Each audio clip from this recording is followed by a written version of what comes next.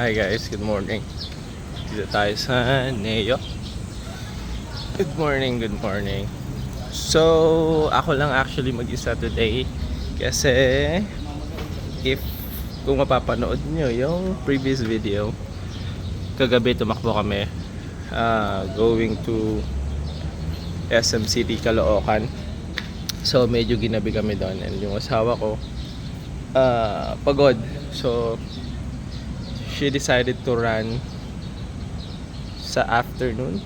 So, ako lang mag-isa today. Samahan ko lang siya mamaya, but today kasi I'm planning to do a long run. Actually, my plan is to run the first 10 kilometers, at least sub 1. And then the rest, maybe I'm gonna try to keep up at least 6:30 to 7 for the rest of the run. Yeah, I think I'm gonna try to run 18 to 21 kilometers today.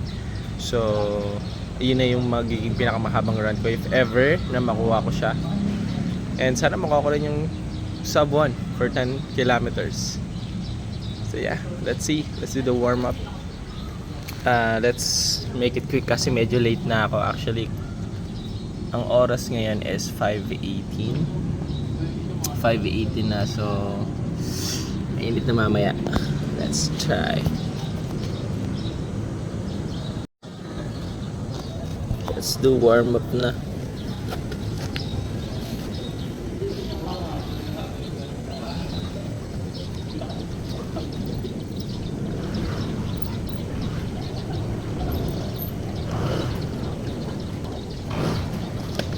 Try it here. Dapat makapag leg swing tayo. Leg swing.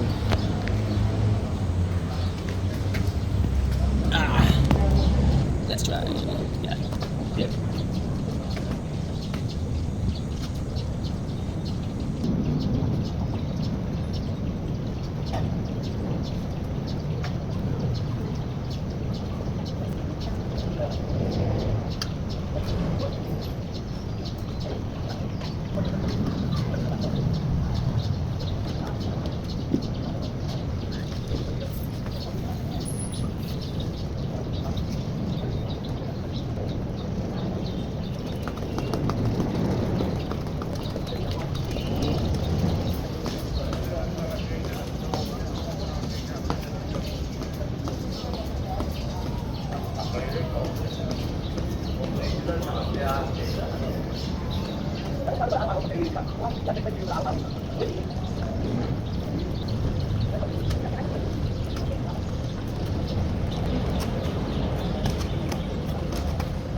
Let's do it. Kasi hindi ako magbe-video kasi medyo mahirapan ako sa first 10k. Mamaya na lang. See you at 11k. Sheesh. Hi guys, I'm back. Diba sabi ko, see you at 11k. 10k lang pare. Hindi ko na kaya yung init and feeling ko yung legs ko ay hindi ready for extra kilometers.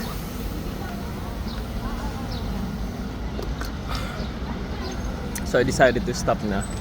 But good thing about it is I was able to hit yung goal natin na isa, which is sub 1 for 10 kilometers. So yeah, we got it.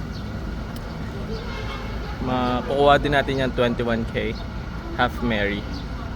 Is it sweetest kung kukuhanin natin yung 21k sa race? Tingin nyo.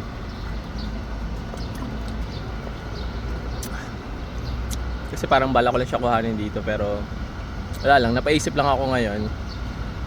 Kasi nga, hindi ko natapos, hindi ko kinaya yung 21k. Feeling ko actually, hindi naman ako nag-try, pero feeling ko di ko siya kakayanin. Kaya hindi ko na tinuloy. Since na-hit naman natin yung sub 1 for 10 kilometers.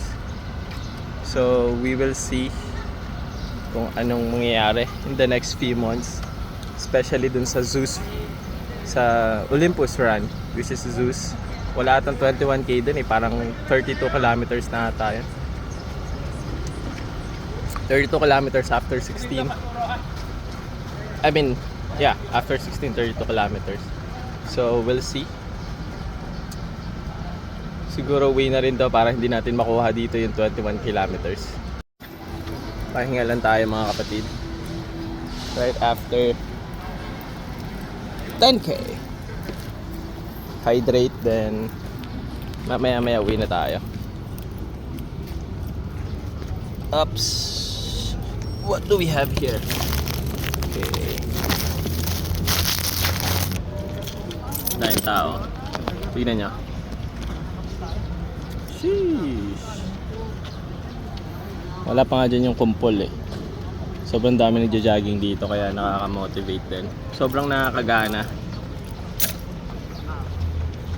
Kaya kung bago ka sa running, huwag ka nang mahiya. Just like me. Guys, I'm new to running. Siguro kaya ko lang, yun nga, medyo mabilis na kasi nagbabasketball naman ako. So parang medyo nakakapag, cope up ako. Pero hindi ako elite. Obviously, mga elite is malayo pa. Sobrang layo na nila. Pero I would say na kinakaya ko naman yung mga target. Yung sub 1, yung sub 30 for 5 kilometers. Naihit naman natin yun. So, yeah. I'm planning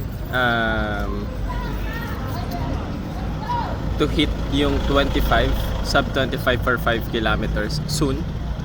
Hopefully ma-build natin yung aerobic natin.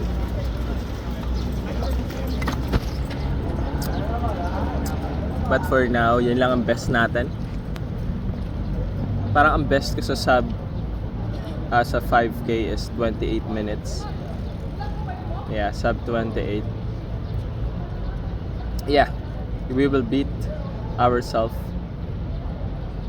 in the future. So the goal naman is, to make yourself better. Right? Kailangan mo lang galingan. Kailangan mo laging talunin yung sarili mo. You don't compare yourself to others kasi it's a thief of joy. Totoo yun. And everyone is actually struggling with it. Kahit pa motivational speaker ka pa, for sure you have your own struggles. And yeah, ganun din naman ako. So I would say it's for everyone. Kasi may mga bagay lang talaga tayong gustong makuha, and sometimes yun yung nagbibigay sa atin ng gas, to move forward and to do more, right?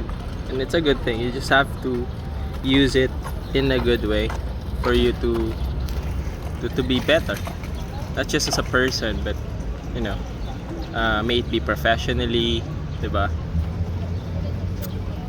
Gawin mo lang ng gawin, pare ko. Paano? See you soon. See you in my next video. Bye.